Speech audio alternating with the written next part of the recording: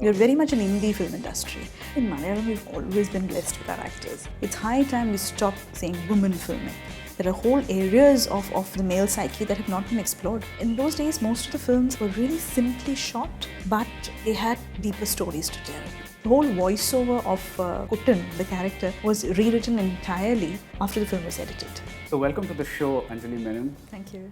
I think I want to begin with a question that takes off on the title of one of your biggest hit actually, Bangalore Days. What is it with Bangalore? I mean, you know, for a lot of Malayalam films make it sound like Las Vegas, you know. In Ustad Hotel that you wrote, Nithya Menon character, when Dulquer comes to see her, she says she's been educated in Bangalore, and that kind of imbues the character with a certain something. Mm-hmm. And in Bangalore Days, when Nivin Pauly has his interview scene, you know, they ask him, you know, so is Bangalore okay? And then you have his mind was going, oh, which Malayali would not like to be in Bangalore? So what is it about Bangalore? See, the thing is, it is maybe our Las Vegas, you know. It is that one night strip which takes you to a land of liberty, a land where you can let your hair down and all of that. Bangalore? Very much, okay. Very much. I think it has been for a lot of Malayalis over the years. And I think in Bangalore Days, I think the whole film revolves around that. The perceptions that people have, I mean, the big city phenomena. That for us is definitely Bangalore because it's a bit more westernized and the values are a little more liberated. The same effect does not come when you say Chennai, which is a more traditional place. So that's a strange fascination that I think all of us have with Bangalore. So why not Mumbai then? Mumbai is a little further out, okay, you know, a little further out. The South Indian values thing, I think it kind of limits itself to some place like Bangalore, Chennai and places. You can take overnight bus or something like that. Seriously, I think it's that because so many people, even, you know, now I think they take weekend trips to Bangalore and come back, and it's to just relive the times when they were in college or whatever it is. I had a lot of people telling me that, you know, post the film, they all had to go make that one more trip to Bangalore. Let me get to the era of Malayalam cinema in which Bangalore Days, exists. Many people call it. Some people call it new gen Malayalam cinema. Some people call it another golden age of Malayalam cinema. How do you see this phase? I think it's part of a phase. I don't think a phase started off there. I think it started a little before that. There were some very interesting films which have been made over the past 6 to 8 years, and there used to be very few of them, few and far between. But as you would know, that, you know, those numbers have increased, and therefore people who are interested in that kind of cinema, who are interested in moving away from the commercial button pushing kind of film, are leaning towards these kind of films. I mean, I still think even Bangalore Days is made very much in a way where it's appealing to a wider audience. But now we have films which are far more cutting edge, which are far more, exploring narratives which haven't been, exploring treatments which haven't been used before. And I think it's just a very exciting time. We've just been one part of that phase, that's all. Can you kind of trace back a point and get to a point where this phase started? And how do you think, how would you explain this phase? I mean, everyone talks about the 80s as being this great, 80s and early 90s as being this great phase for Malayalam cinema, mm-hmm. and then there was this huge commercial phase, mm-hmm. and then we have this again. So where would you... See, one interesting thing is that a lot of us who grew up watching films from the 80s and the 90s, early 90s, it's that generation which is making films now, you know, and those younger than them. So the sensibility, I think, is also defined by that. Okay. By the kind of cinema you watch, essentially, when you're growing up, and the kind of films that you end up looking up to. And at that time, we had fantastic filmmakers making fantastic films. Even today, if you compare, many of those narratives are far more bold than what we're trying today. And I think many of us have grown up on that, and that definitely affects what kind of film you want to make. So I think definitely there is a spillover effect from there. If you ask me for one particular point, I may not be able to point out. I think about 8 or 9 years ago, there was a film called Kaiyoppu which was made, which was rather different from everything else that was made at the time. Then there were films there was another film called Chaappa, Kurishu, made by Samir. And there again, it was quite different for its time. So few and far between these films have been made, but now we find them, you know, much more often. Every month you find a film like that is coming up, which is really wonderful. Also, nowadays, when you witness the journey of filmmakers, many of them have actually qualified from certain institutions, or they have worked outside our industry. And there's a sort of, a gathering of different sensibilities coming together in people. At the same time, you have filmmakers who've completely, grown up within Kerala and who've, schooled in their training and everything. They've made films only within Kerala, and still that sensibility exists. So I think it's a wonderful combination of that happening, which is why you have, films like Angamali Diaries, Take Off, Parava, all of these happening at the same time. And the audience, I think, is responding to all those films, which is the most important point, because at the end of the day, the audience has the choice whether they want to or don't want to watch a film. And the fact that they're welcoming all these different kind of narratives is very, very encouraging for us to try further, for us to really try and find new forms of narrative. You mentioned that like you grew up in the 80s and early 90s watching these great films. Can you name a few of them just to kind of... I think pretty much every film of Padmarajan's, definitely. Many films that he wrote, which other people directed as well. Then there were Bharathan sir's films as well, beautiful movies.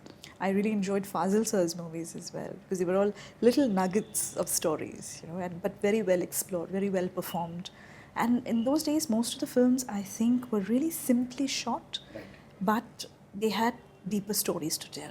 And that, I think, the Malayali is always connected to that. I think for us, the writing is what, has always been a strength in a way.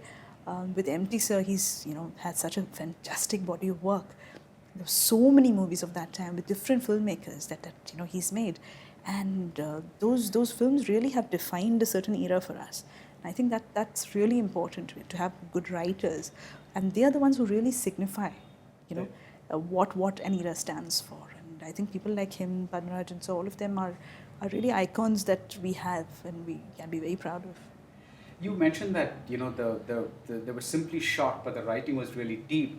But when you come today, you also find that the cinematic aspect of the films is also phenomenal. I mean, every month I get to see at least one film that is even as in content as well as form. It's just staggering in terms of. So where do you think this crept in over the years? I mean, there was always been, one or two people here and there, but now they seem like the average film is just so cinematically mature.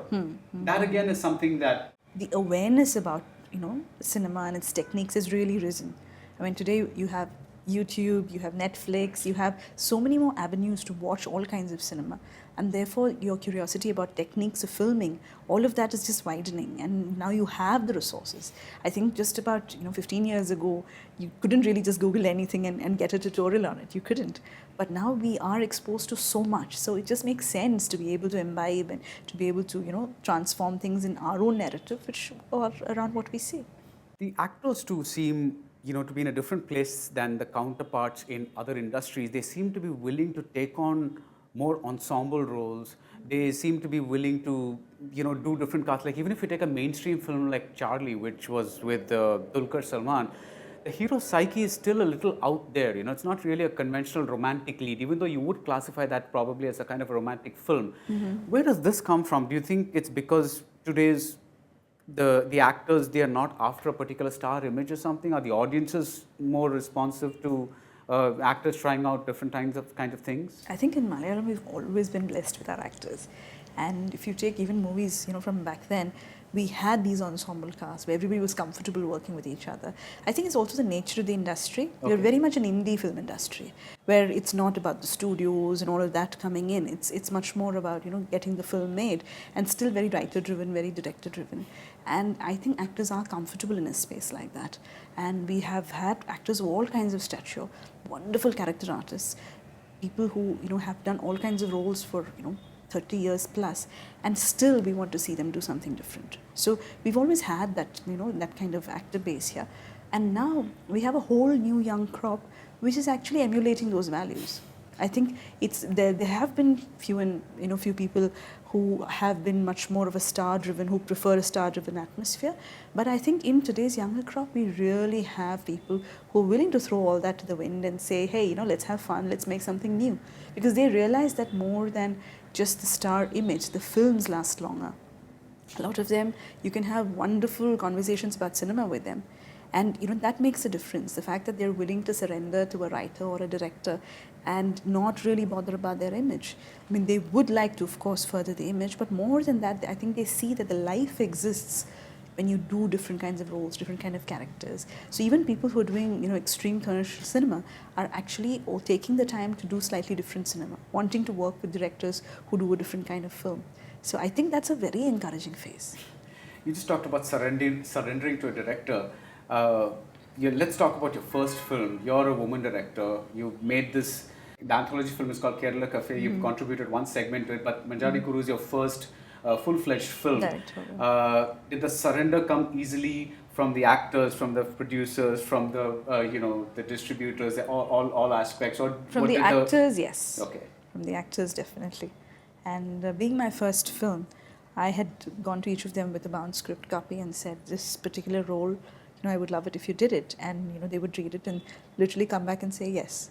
And from all the people in that film, it was just, for me, it was magical because they just became the character. I never really thought about the actor behind it. And they were so giving, so generous in that spirit that is what has made a film like that possible. So even if it is a Tilagan sir or it is Jagdish Kumar sir or an Urvashi Chechi, all of them are people who are brilliant actors and have done so much more than what they were doing in that film, but they knew that they had to come together to help make this a special experience for us, and they did it with so much grace. I was so moved. I've actually been very fortunate with my actors because that sense of trust has been there, and I think that's been maybe one of my biggest strengths. Okay. Women directors are sometimes unfairly burdened with the expectation that they make women's films, about women's issues and things like that. But your films, the two films that you've made and the film that you've written, Ustad Hotel, they were always, Ustad Hotel was a kind of a hero-centric film, whereas, even the other films, there's a wonderful balance between, like in Bangalore Days, for instance, you would say there's as much a delving into Dulquer Salmaan's angst as there is about, like, say, woman characters. So this balance comes about very wonderfully to you. Do you feel that sometimes maybe that women are restricted to this basket called women filmmakers, and we get better films if people just let them do what they wanted? The fact is that, I am not thinking like a woman filmmaker. I'm just thinking like a filmmaker. And I really wish everybody would drop the whole gender specification because it's high time. We're in this century. We've, I think done enough. People understand their science. They understand that this is not, so different for either gender. It's high time we stop saying woman filmmaker. You call her the filmmaker woman. That's a different thing. Because this kind of approach is what really, it bores the hell out of me. I'm sorry, I have to say, because the whole idea that you're a woman takes precedence over everything else that you will ever do. And I think it's high time to start seeing the world differently. I, as a person, do. I'm not standing there thinking about my gender. My gender is a part of me. But there's so much else which is not connected to my gender. So as a filmmaker, I'm not standing there and thinking, okay, I'm a woman, so how will I frame the shot? No. I'm thinking about my story, I'm thinking about my characters, it's all of that. And if anything, of course, we have the need for strong women characters and well-played women characters, but I think it's equally important to have male characters that are positive. Nobody talks about that, unfortunately. Everybody's constantly talking about women and, characters that women directors should have in their films. But I'd like to show how differently men can be portrayed. There are whole areas of the male psyche that have not been explored, which I think deserves to be explored. So as a woman, I'm interested in both. I don't think, all genders. Kerala is a state where the third gender is recognized. I think it's important for us to be available to all genders. Just because you are of a particular gender, it wouldn't make sense for me to only make films for that gender. And the other thing is, very often the whole responsibility is thrust on you of making, women-centric films. Right. I've said this before, I'll say it again, that it's actually silly to think that women can only relate to films which are women-centric. That's not the case. There have been wonderful women-centric films made by men. We have a wonderful filmmaker like K.G. George, who's made possibly the most powerful, women-centric cinema in our state. Now, where does that leave him then? Similarly, I may want to do something differently. So I don't necessarily see it a particular way that because I'm a woman, there's a certain kind of cinema I have to make. No, I don't see it like that. So anybody else who wants to define it like that, good for them. I'm really not interested in that debate because I want to do my work as a filmmaker. I'm not interested in discussing my gender over and over again. And if others want to make observations about my work, which is based on my gender, that's good for them. I'm waiting for the day when you will forget my gender and just look at me as a filmmaker. So 2 questions with the takeoff from that, because the other thing is that nobody asks men about, the same How do you thing. feel being a male filmmaker? Please tell us. Yes. When do you hear that? Yeah. They don't ask men about the films they make. They don't ask them whether they are married, whether they have children. They don't. Which were all questions you were asked? All the time. What is this? I agree that, okay, there may not have been too many people of my gender in this industry, but I think it's time to Do you still get asked those questions? Are you married? Do you have children? Those kinds of things? Now, because most people know, they don't ask me the questions.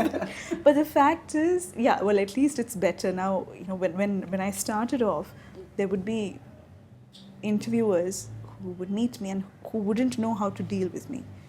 So because you're a woman. Yes, and because they could not see beyond that.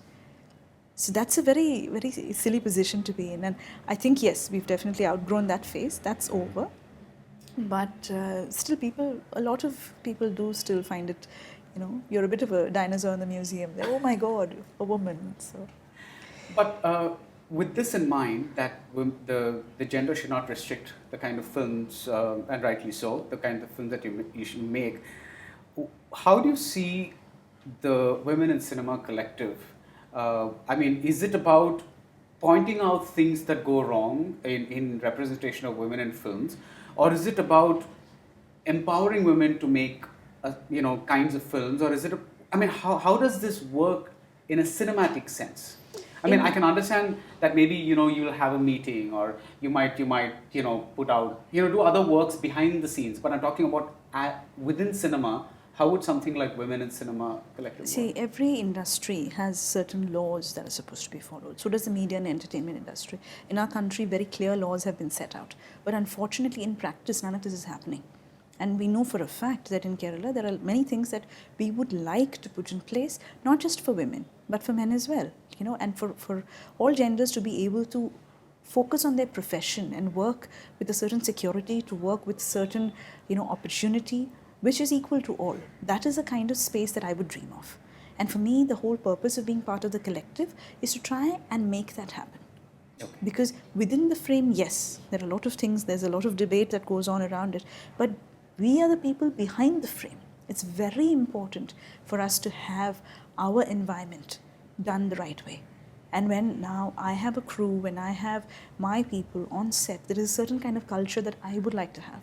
We're still a far throw from it, because there are many people who have worked in the industry in a certain way. So it's time that many of those practices, which are not friendly to everybody, are actually changed. You mean things like, a woman might get treated differently from a man, that kind of thing? Most definitely. Where what I'm talking about is many of these things are part of a certain culture that has been in practice for the longest time. Today, we're seeing far more women on set. Earlier it was not so. Earlier it would only be restricted to possibly the actresses and maybe the makeup and hair department. Whereas now that's not the case. In every department, we can easily have women. So when that happens, how does a woman work as part of a crew? And therefore, there are a lot of certain, basic facilities required, certain basic laws that have to be put in place. These are things which are prescribed by the law of the land, and yet they are not in practice. So if we, the women who are in the industry, don't take a step towards it, who will? Right. And the collective, for me, the whole part of being the collective is trying to bring a change in that, so that it's a better place for more women to come to. As if we may have had to carve our path because there weren't too many people before us, but now that we have, it's not fair that everybody else has to reinvent the wheel. Then it makes no sense. Then my journey has no impact, because if everybody has to go back and go through everything that I went through, then there is really no point. So what the bunch of us who have gotten together, what we are hoping for is that we open up avenues for people to understand that we're here to stay and that more women will be part of this. Today you have so many institutions which have, educational degrees and everything as for communications and for film. There are so many girls who go for these courses, but they never end up working in the industry. Very often it's because of a perception that they have that, okay, this is not a woman-friendly place. And to a certain extent, it might be true. So our attempt is to try and change that, to try and make it an equally, gender-balanced place. We have a long way to go, but I guess it's a start. One of the things that really draws me to your films is the delicacy. That's the word. There's a refusal to emphasize certain things and leave things be. There's a certain grace with which certain scenes are handled. Like in Manjadikkuru, for instance, it's one of the early scenes, and I still remember it. It's when the family returns, the NRI family returns, and the boy, is probably stepping into that Tharwad for the first time, and everything is a matter of curiosity. And this servant girl comes rushing outside because she's expected to carry these heavy bags back inside, and she does that, and you have the shot where the girl is being given one bag and another bag, and something's being put on her head, and you feel like, oh my God, this poor little girl is being that, but the boy's reaction is still that of a little bit of curiosity and wonderment, as if he's seeing some strange animal kind of thing. What I mean is you're not pushing the sympathy factor there, you're still focusing on the boy's curiosity, which is probably the point of the scene. Now, where does the sensibility come from? Does it go back to what you say about the older films that you grew up with? I think it's just we decide, isn't it, that to take the audience on a certain journey, and when we hold their hand and we take them towards it, then we're trying to point out and say, hey, look at this, as opposed to not looking elsewhere. And the audience is a free bird, so they will look anywhere, but we can only gently try and take them in a certain direction, and I think that direction, a part of that journey, is that sensibility. So when you direct the audience's gaze, you do it with, metaphorically speaking, a wide shot rather than a close-up? It depends on the subject. It changes from film to film because it depends on the content, isn't it? When you talk form versus content, it's the content which will eventually decide the form. So I think if it's a certain thing where the audience does not have to be that emotionally engaged, or rather has to be in a more observing phase, then you'd go for a wide shot. Can you point out something where you were a bit more emphatic that I need the audience to get this, so let me just focus on this particular thing? Oh, almost everywhere, actually. There are specific things that happen where I don't know if you remember, in Manjadikkuru we had that whole section of the tadpole funeral. Now right. What I was keen to do is to replicate what's happening on the outside in the children's world, to have the same pattern enter their microcosm. And that is what we try to do. And how much they observe, we know from that one thing. Right. Rather than the kid ask many questions throughout the film, from him replicating that one scene, you do know that, oh, okay, all this has sort of gotten into them. And those are the things that I'd like to tell my story through those things. But it doesn't always work, because it also, I think, there is a difference about the kind of audience you're trying to reach. I think it's very important. I remember Dr. P.K. Nair asking me, he read the script of Manjadikkuru before it was made, and he said, you have to be very clear about who you're making this for. And I didn't understand then. I said, but it's a film, I'm going to make it. And he said, no, this film can be made in multiple ways. So you have to decide who you're making this for and make it accordingly. And I tried to do what I thought was right at the time. But as the audience varies, I think the treatment also varies. So the relative broadness of Bangalore Days compared to Manjadikkuru, did the content decide that, or did you say, okay, I've done that kind of a film, and let me try a slightly, try to reach out to a broader kind of larger audience, scale. Well, when you do make a film like Manjadikkuru, you have to make a film like Bangalore Days to balance it out. See, it's actually that my journey was that of a director, but also a writer in the middle. I had a little duetto with Ustad Hotel happening. Yeah. And I wrote Ustad Hotel like I wrote Manjadikkuru, from the heart, put the narrative down as I thought best. And I was very curious when I saw the director have a very different interpretation. I mean, if you look at the script of Ustad Hotel, you'd say, it's 95% the same thing as on screen. Yet, the way he treated it, he gave it a very commercial treatment. And I was really surprised, pleasantly so, because yes, my material can even be done that way. So that was interesting for me. And I'd done this once. I would love to do it again, but I wanted to try something different. So I thought, when we're doing Bangalore Days, maybe that is what I should try. And that was what I tried. So, yeah. So Ustad Hotel, Bangalore Days, Manjadikkuru, they're all ensemble cast and large families kind of thing. Did you grow up in a large family? Well, we had a large extended family. I was the typical NRI kid who, would see the extended family only You once were a the year. Manjadikkuru kid. Yes, very much so. But I love large families. I love large families. I love the whole joint family concept. And I think, it's not just family as in people you are born with, but a large circle of friends, a great team, good sports playing team, a large crew. All of these are interesting families at the end of the day. When you have a large cast, right, and when you're writing a large cast, your films stand out because you're not only, part of, everybody registers. Everybody's role in Bangalore Days, for instance, is so strong, so vivid that, they all have individual distinct personalities. And this does not sound like something that should be surprising, but it is, because you rarely find this. Usually when there are so many people, there's one or two that register and people say, I like this character, I like that character. Now, this obviously comes from the writing, but is there, I'm sure there's also a way of directing that infuses a certain life into these characters. It's probably going to be a difficult question to answer, but how do you direct actors? Can you give us an example of, take a character from Bangalore Days and say how you kind of made sure that your writing kind of got into the performance that was seen finally? See, I think we give very little credit to the actors. I think we should, because in that process, when you see a character is born from the writer, the director, and the actor. Right. So I think that chemistry is very, very crucial, and I really like to trust my actors. So I will, give them as much information as they ask of me. And then one day in those conversations, till then they would be asking me the questions. Somewhere along the line, I start asking the questions and they start answering. So, that... They own it more than you do. Yes. So once that gets transferred, then I know, okay, now, they're in their zone now. Because this thing of sort of owning the character is very, very important. There's this wonderful theatre guru, Kavalam Narayana Panikar, who I consider as my mentor. He would say, Kadha Patram. That's what we call a character in Sanskrit or Malayalam. Right. It's the story has to flow through the patram, that's the vessel, which is the actor. So the actor has to bring forth the character. So once I've handed the actor over and I'm gently hand-holding throughout, then it's that person's journey, taking it ahead.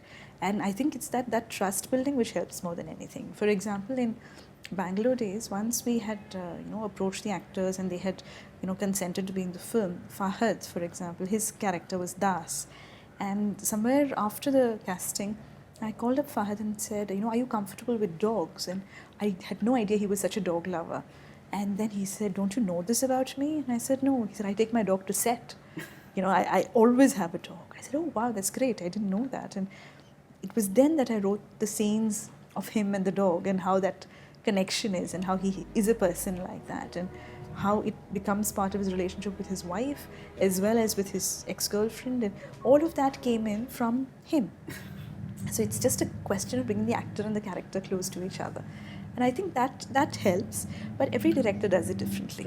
Right. This is my process. So similarly, every character with Dulquer, when we were casting for Ustad Hotel, once he got cast, I had to sort of go back and rewrite a lot of things so that it would be something that he would relate to, so that his interest and his basic nature could come into the character. Can you name one thing? Because one thing is that I believe there was very little information about Dulquer online back then. And there still isn't that much information about Dulquer online. But what I learned from people I knew was that he was very close to his mother and his sister.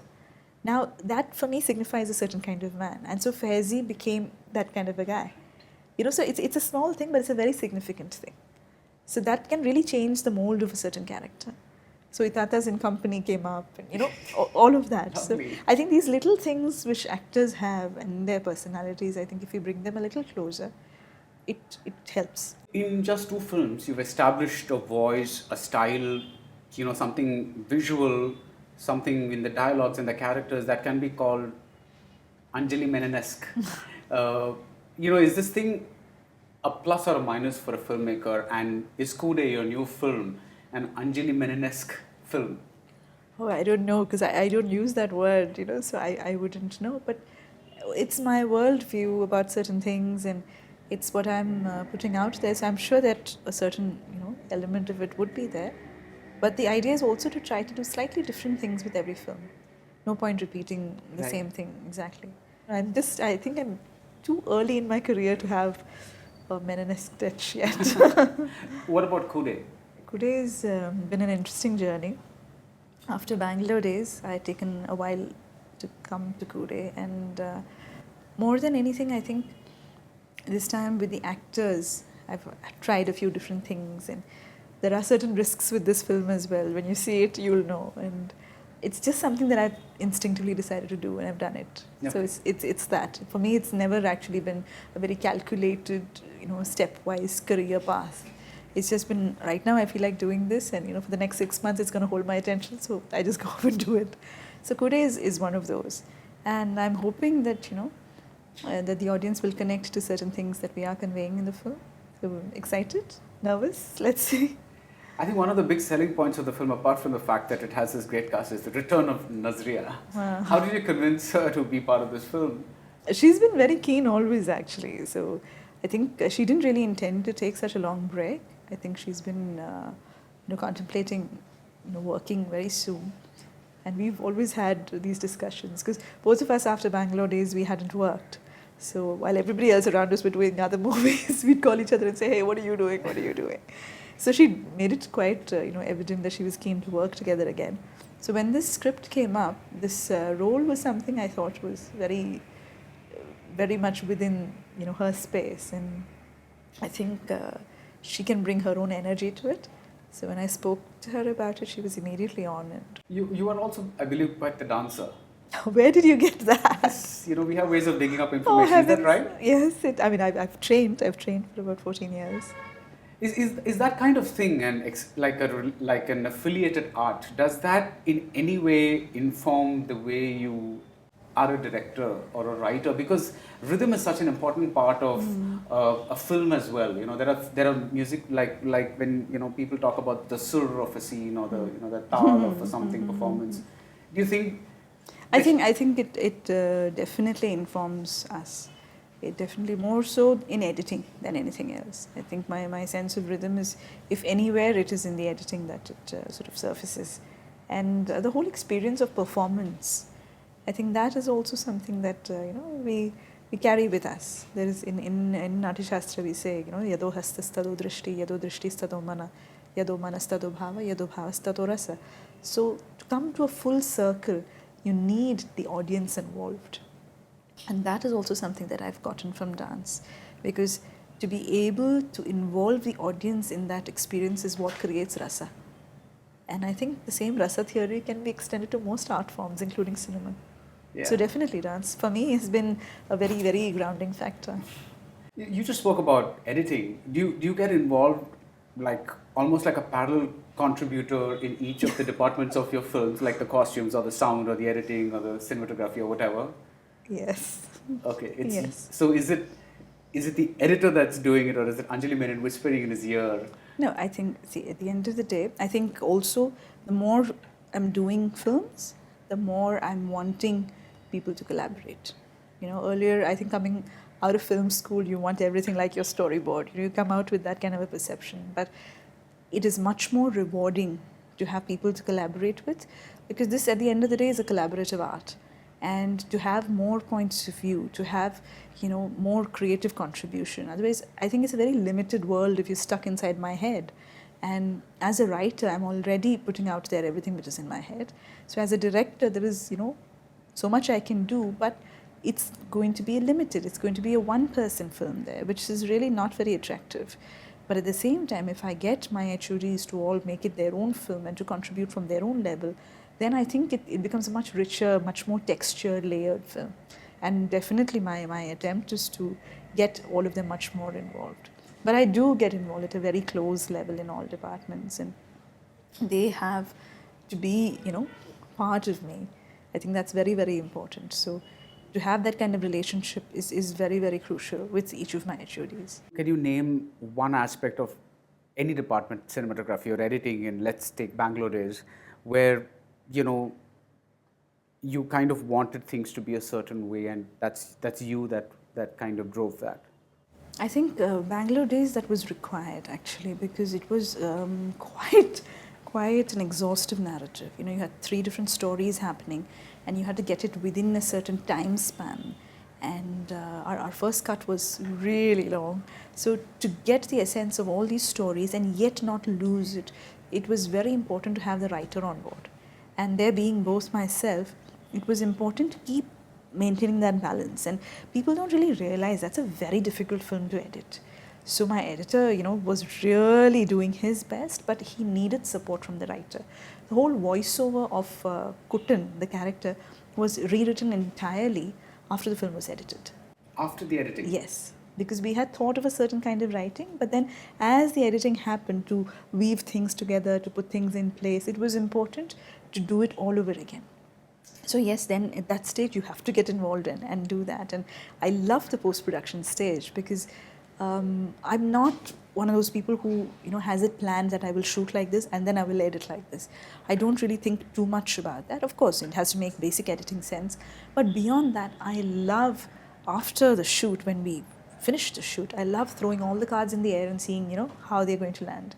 Because at that time, many new forms of editing may turn up, many new forms of narration, you know, things we got, things we didn't get, how could we group this, what order can we put it in.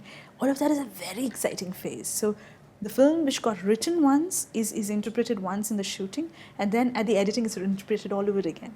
So you can easily forget what happened before and start afresh. And that's really exciting. You know, when you were promoting Manjadikkuru, you were talking about the title, which means little red seeds, and you were also talking about how it's a kind of metaphor. The dispersal of seeds is kind of mirroring the person setting out from his family and traveling away. Now, this is a very lovely, literary, poetic kind of thought.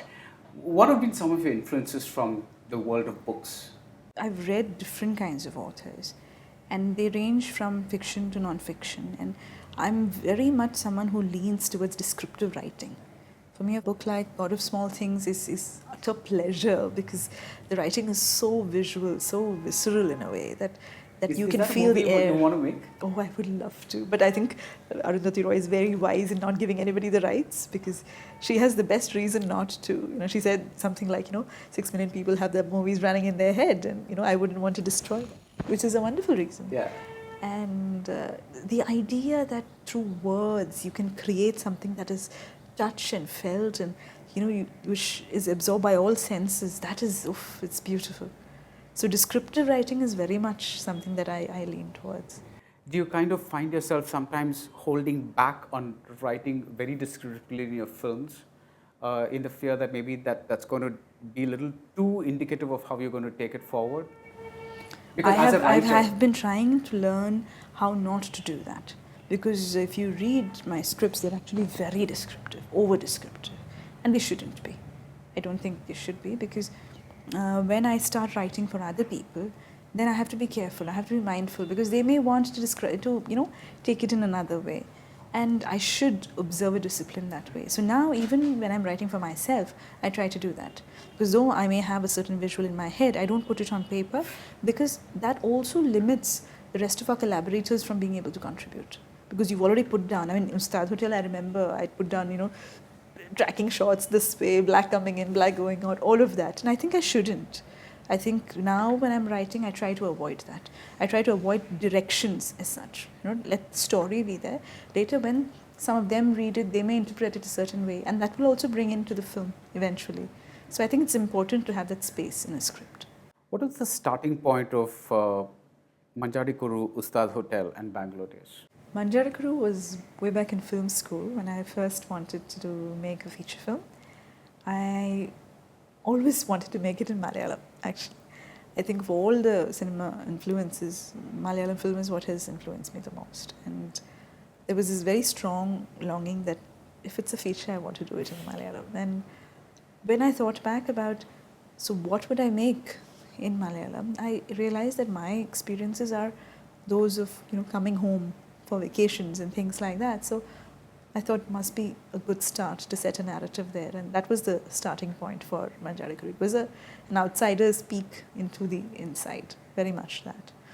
For Ustad Hotel, I was actually pregnant and living in Calicut with my mum.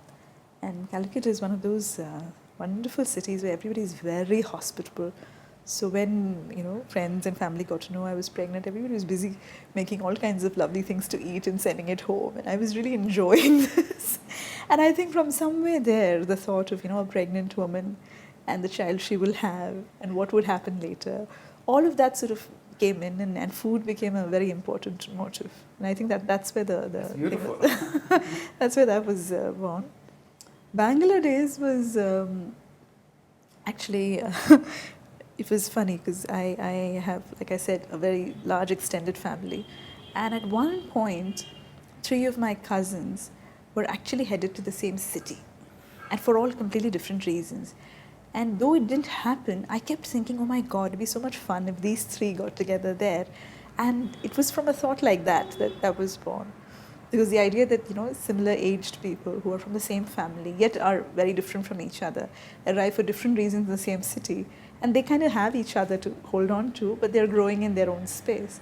That I thought was attractive, and that was the seed for that. And what drew you to the core of Koode?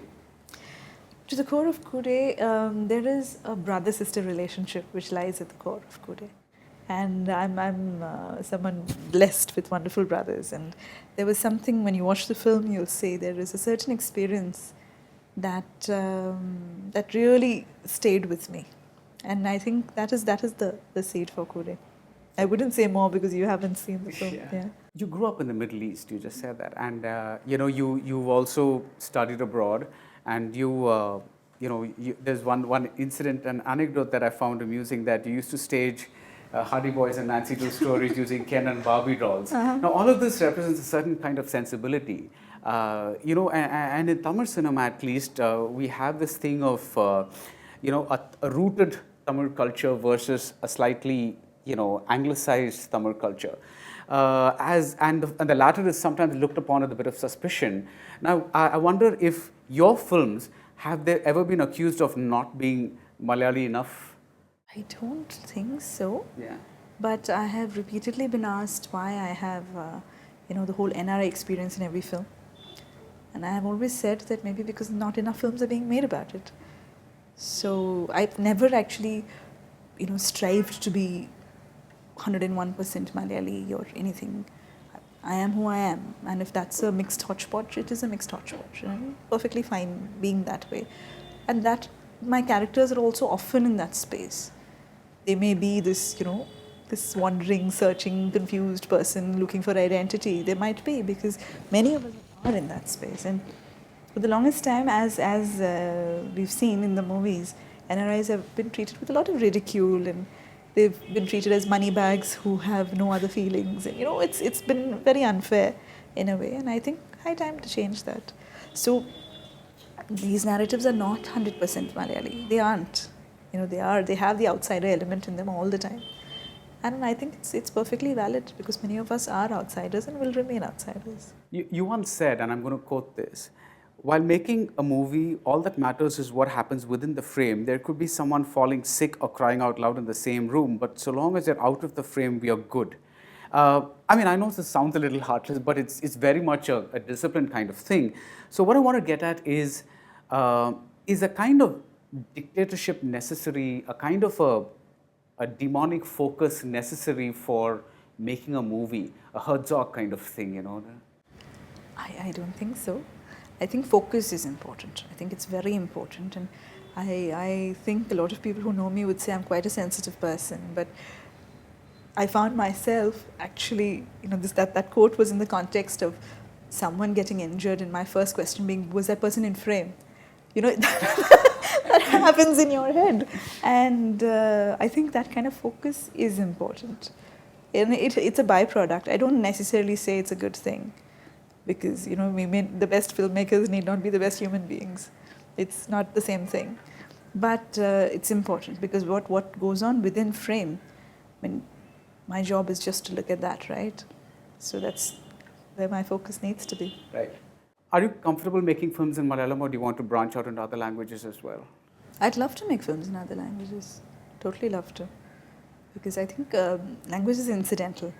It's important what You don't think the rhythm or the spoken thing is necessary to know that? See, there's an awareness about the language is very, very important, for the film that you're making, of course. But the crux of the film is not language.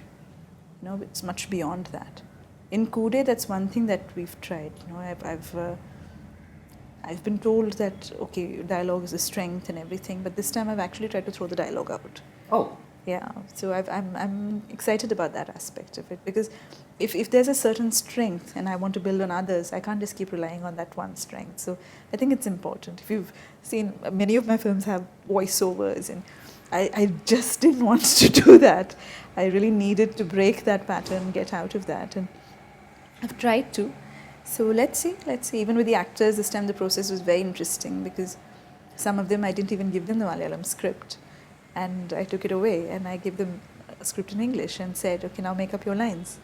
You know what's happening, you know what they'll say. So I feel it really helped in the spontaneity. And so things like that, we were having fun. We did things differently, and I hope the results show. Let's see. What about other genres? Like, you kind of, both your films and even Ustad Hotel to an extent, they've been a kind of a family drama kind of thing. I know. I'm Are fact, you interested I'm in really. Like a horror film? Or I would love to make a horror film. In fact, that's hopefully the next few films that I make. I definitely want to step out of this comfort zone, because there's a certain expectation, which comes not just from yourself, but also from the audience and from the producer and everybody. But we were thinking, that tends to happen. But I want to be unapologetic. And I want to just make the films I want to make. And like I said, it's an instinctive decision with me. So if I want to go make a film that is completely different, I want to have the freedom to do that. Because when you do a certain thing and there's a certain kind of success with it, for some reason people expect you to keep doing the same thing again. And I'm really not interested to just repeat myself. So definitely there will be things which are mine, and therefore which will come about. But I'd love to explore other genres, definitely. See, one of the things that, we're nearing the end, and I just want to touch upon the Mammooty and Mohanlal aspect of the Malayalam film industry. You have to talk about them. One of the things that, at least as an outsider, when I say Malayalam cinema, it seems as if the films that they end up making, 9 times out of 10, aren't as good as the films that the younger crop of actors is making, probably because of the reasons that you said. Now, have you found that there are 2 parallel tracks in Malayalam cinema where the established older stars have their own set of directors and actors and all that kind of thing they want to work with, and the younger ones follow this path? Or is it just that you've never tried to, let's say, call up Mohanlal and say, so will you have a role in my movie or something like that? Yeah, I think they're wonderful actors, both of them. And, they've been very, very nice to me with their appreciation. And I don't have material that's worthy of them yet. Because I feel it's a responsibility. When I take something to them, it needs to be something that that is worth the wonderful characters that they can play. And whenever that happens, I'll definitely do that. But what their motivations are and what their reasons are for doing certain films, that is not something that I can judge. Right. I still think they're both people who are very open to doing different things. Because my limited interaction with both of them, and from the films I have seen them do, they have really, and they've done it not for the past 5 years or 10 years. They've done it way before this whole superstar thing was coined even. So these are people who are wonderful actors who've become superstars. So that is something that we shouldn't really forget. And I think they're very open to doing different things. And I think, that's we can look forward to more from them. So what role would you think of for Mohanlal and Mammootty? If I knew it, I'd be making it, Yes. So, I really think, as and when I have the material, that's when I would go Scoping that way. out, you should give me a broad, kind of a sketch. No, if I knew, I would be doing it, like I said. Okay, all right. So I don't think one can restrict it, because if you take their body of work, if you take Mammooty sir, he's done a film like Vidhe and Pondan Mada, both in the same year. That's a very difficult thing to do. They're completely opposing roles, and that's the caliber of the person. If you take Lal sir, I mean, you have him doing the most commercial things, and you have him doing something completely artistic. So that again shows a certain caliber. And so who are we to bracket them and to pigeonhole them into specific roles? Right. I totally don't think so. I think they're people with immense versatility, and it's up to us to find that and bring them forth in those kind of characters. And may you do that soon. Thank you. All the best for Koode. Thank you very much. Hi, this is Anjali Menon. If you like this interview, please subscribe to Film Companion South.